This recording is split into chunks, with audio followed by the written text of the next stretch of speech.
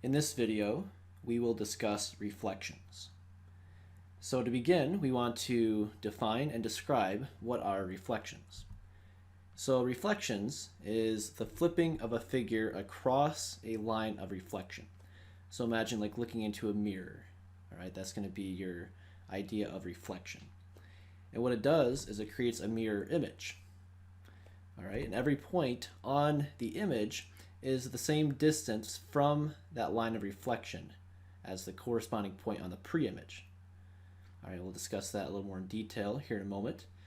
And also, a reflection is a form of isometry, because an isometry will preserve distance. All right, so we have that with reflections. So with that being said, since it's an isometry, the distance, angle measure, and the area of polygons are preserved. So what does this look like? Well, here we have a picture, it's a heart, and this would be our pre-image. And then here we see what we call our line of reflection. So the reflection of this heart would look like this. All right, so we can take any point on this pre-image, such as this point right here, and if we were to find the distance from that point down to the line of reflection, okay, that distance would be the same as from the line of reflection to this point down here. All right, and that gives you the second point, the point on the image. And we can do that for any point on the pre-image. We can find the distance, let's say this point right here, find the distance down to this line of reflection, and it's going to be a perpendicular distance. And then we find that same distance down here, down to the point on the image. So each point on the pre-image will correspond to a point on the image in this manner. And here's another example where again we can reflect this across the line of reflection. This would be your pre-image. So again we do the same thing and we get this shape right here. So the shape is the same, but it's reflected across this line of reflection, and that would be called the image. So here we see several examples of reflecting across a line. And this will be all the different scenarios you might come across with reflection. So the first scenario is, let's say we have a segment like this from P to Q, where one of the points is on this line of reflection. All right, so P, when you reflect it, it's going to stay right on the line because it's already on the line. All right, the distance is going to have to stay the same, which is the distance would be 0. All right, so P would be reflected right onto the line itself.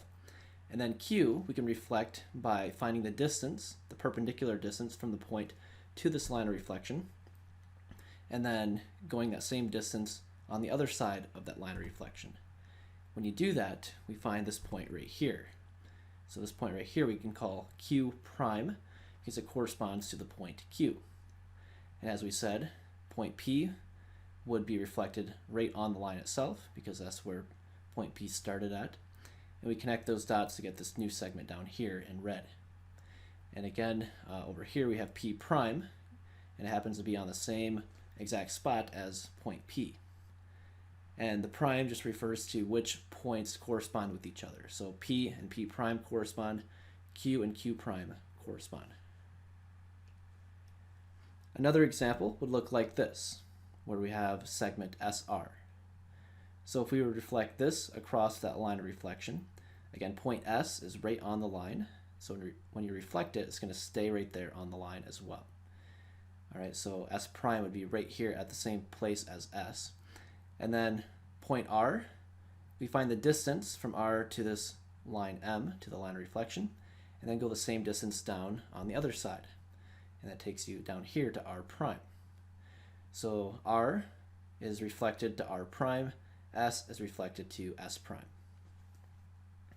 Another example will look something like this, where you have segment TU, and this segment is above the line. So to do this, we have to reflect both points T and U across this line of reflection. So if you find point T up here, find the distance down to this line of reflection, we get this little segment here in red. And you go the same distance down on the other side of that line of reflection. So you go down to here, All right, and that takes you to t prime. All right, and then for u, we find the distance from this point down to line M, and then go the same distance down beneath line M, that line reflection, and takes you to this point right here. So you connect those two dots, those 2 points, and now we have t prime and u prime. So t corresponds with t prime, and the u corresponds with u prime. So this would be our reflection of segment TU.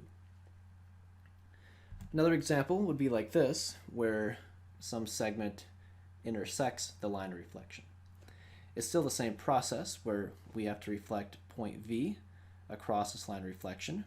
So we find the distance from V to this line, and then go that same distance down on the other side, which takes you right here to this point. Do the same thing with point W. We find the distance up to this line of reflection, and then go the same distance above the line of reflection up to this point right here. And then you can connect those points with this segment, and now we have this segment right here in red. We have V prime and then W prime. So the reflection of VW would be seen here as V prime, W prime. So these are different examples, different scenarios you might come across with reflections. And now we also need to know the notation. All right, so here, if we have a capital R with a subscript of some letter, all right, here we have subscript of M, so R sub M. What that means is we have a reflection in line M. So that would be the notation for this scenario here, where all these reflections are reflected across line M. So we have R sub M. All right, so for this point right here in notation, in the mapping notation, we have R sub M and then colon. So this would be like the name of the transformation. And then here we have what's happening. The P is being mapped to P prime. So right here for point P is being mapped to P prime. All right, and then we can do the same thing for all these other points as well. We can say, we have R sub M and colon T. So this point up here, T, is being mapped to T prime. So we can do that for any of these points, and that would be the notation written in mapping notation. We could also write this in function notation, where instead of the colon, we can have parentheses. So we see that right here. So we have R sub M, and then here we have parentheses P.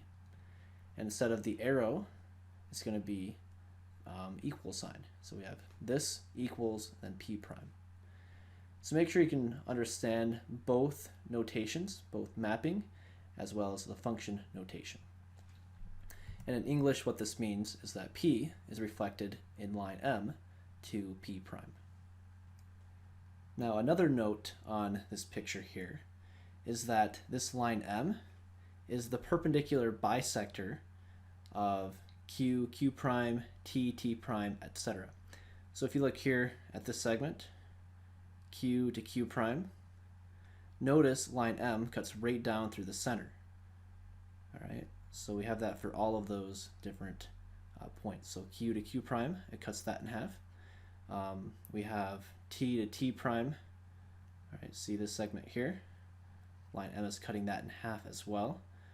U to U prime, the line is cutting that in half. V to V prime, that's being cut in half. And then W to W prime. So that's going to be the case for any reflection, where this line of reflection will be the bisector of a point and the point is being mapped to. So a few more things here with mappings. Here we're trying to reflect this polygon across the y-axis. All right, so this time the reflection, line of reflection, is this vertical line as opposed to a horizontal line. So it's still the same process. All right, so if this is your line of reflection, okay, this vertical line, we need to reflect each of these points, A, B, and C, across that line of reflection. So for point A, we see how far it is to the line of reflection. So it's going to be 1, 2, 3, 4 spaces over. So we have to go 4 spaces further onto the left side of that line. and that takes you right here to this point. So that would be A prime. And then we do the same thing with B. So from B to the line of reflection, that is 10 spaces over. So we have to go 10 spaces over to the left side of that line of reflection, which takes you over here to B prime. And then for point C, we see that it's 1 space away from the line of reflection. So we go 1 space on the left side as well to get to this point right here, which would be C prime. And we connect those dots, and we have our reflected triangle. So with reflections, there's applications in real life. All right, so a mirror, for example, would be an application. We can use mirrors for different things, but another example we can use, and it's kind of a more fun example, is with mini golf. So here we have an example where we have our golf ball right here, and we're trying to hit it into this hole. Well, we can see right away we can't just hit it directly without bouncing it off a wall of some sort, because there's not a straight path to get from the ball to the hole. It's being blocked. All right, so different ways we can do this. Okay, we can do this with 1 bounce, 2 bounces, 3 bounces, or more than that even. So let's say we're trying to do 1 bounce. Okay, so we want to bounce it off 1 wall. And the wall we were wanting to bounce it off would be this wall over here. Okay, so what we can do is we can reflect this hole across the wall we want to bounce it off of. So we want to bounce it off wall 1. That's going to be our line of reflection. So if we reflect this hole across that line of reflection, across that wall over here, what we do is we find the distance from the hole to the wall, and then we go that same distance onto the other side over here. And that takes you to this point. We'll call that H prime. So H for hole, so H prime is where it's being mapped to. And what we do is we aim the ball where H prime is.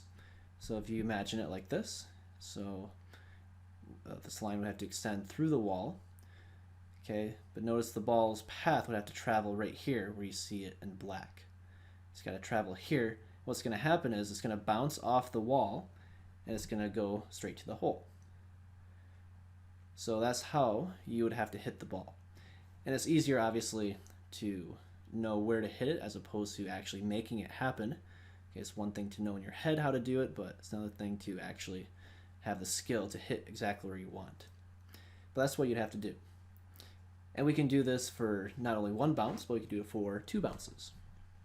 So let's say, for example, we wanted to hit the ball off this wall over here first, and then bounce it off this wall down here second, and then from there go into the hole. So what we do is we work backwards. So we're still reflecting this hole, this point right here, but we reflect it across the last wall we wanted to hit first. So right here, wall 2, we'd reflect it across wall 2 first, and then we would do the same thing after that and reflect it across wall 1.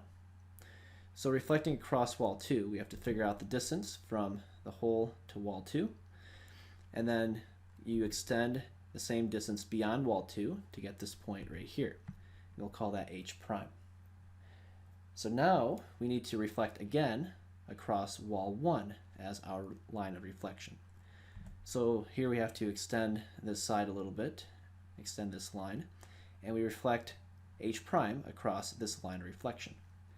So we find the distance from H prime over to wall 1, and then we extend the same distance on the other side of that line of reflection to get this point right here, and we'll call that H double prime. So what we have found is that if we were to hit the ball towards H double prime, so hit it in that direction, and so we have to imagine the line being extended through the wall, hit it here, so that bounces off wall 1 right at this point. And then where it's going to go is we have to go from this point and then imagine the line being going from there to H prime. So from here, where it hits the wall, it's going to go down here towards H prime. All right, and obviously it's not going to go through the wall, but it's going to go right here to this point, and then it's going to reflect off that point into the hole. So that would be the path your ball would have to take to bounce twice to get into the hole. So we've done it with 1 bounce, we've done it with 2 bounces. We'll do it one more time with 3 bounces.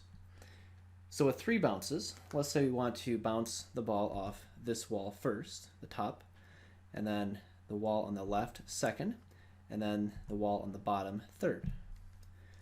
So again, what you do is you would reflect this point, the hole, you reflect it across wall 3, then across wall 2, then across wall 1 to get those different points on where to aim. Alright, so reflect the hole across wall 3. So it starts off basically the same as the last problem, actually. We would reflect by finding the distance from the hole to the wall, and then extending that same distance onto the other side to get this point right here, and we'll call that H prime. And then we can reflect that across wall 2. So again, working backwards, wall 3, then wall 2. So here we have to extend wall 2 down here a little bit. This is our line of reflection. And to reflect, we find the distance from H prime to this line of reflection, and then extend onto the other side that same distance to get H double prime. And now we do this one more time where you have to reflect this across wall 1. So wall 1 we have to extend to get our line of reflection up here, and then reflect H double prime across this line. So we find the distance from H double prime up to this wall up here, up to this line, and then extend it in the same distance onto the other side of that line. And then we get H triple prime. So what we have now is the 3 points that we can use to determine where to hit the ball. So what you do is you hit the ball towards H triple prime. That way it hits wall 1 first. And obviously it's not going to go through the wall, but it's going to go right here to this point. Now from this point, it's going to reflect towards H double prime. That's going to hit wall 2. So again, it's not going to actually go through the wall, but that's the line we're going to use. And it's going to hit right here on wall 2.